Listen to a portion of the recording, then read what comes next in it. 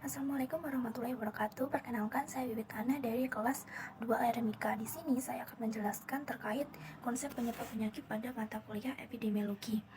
Konsep penyebab penyakit adalah sebuah peristiwa, kondisi, karakteristik, atau kombinasi dari faktor-faktor yang memegang peranan penting dalam timbulnya penyakit.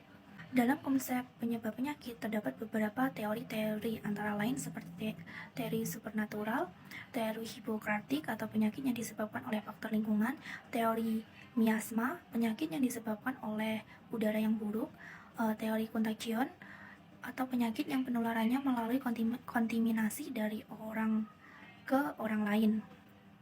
Lalu selanjutnya teori germ, penyakit yang disebabkan oleh jasad germ atau kuman.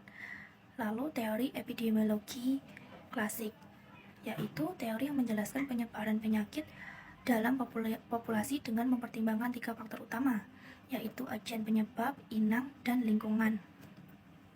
Selanjutnya, proses terjadinya penyakit merupakan hasil dari interaksi antara agen atau faktor penyebab penyakit, manusia sebagai penjamu, dan faktor lingkungan yang mendukung.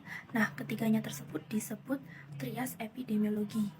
Selanjutnya, jaring-jaring sebab akibat atau suatu penyakit yang tergantung pada satu sebab yang berdiri sendiri, melainkan sebagai sebab akibat dari serangkaian proses sebab akibat. Artinya, penyakit dapat dicegah dengan memotong rantai pada beberapa titik.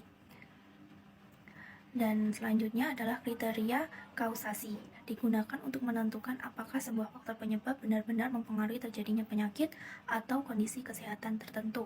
Selanjutnya yaitu faktor resiko. Menurut Simborg, faktor resiko adalah karakteristik, tanda, atau keadaan yang diamati pada individu atau kelompok yang secara sistematik diketahui untuk mempengaruhi hubungan dengan besarnya resiko untuk menjadi suatu penyakit.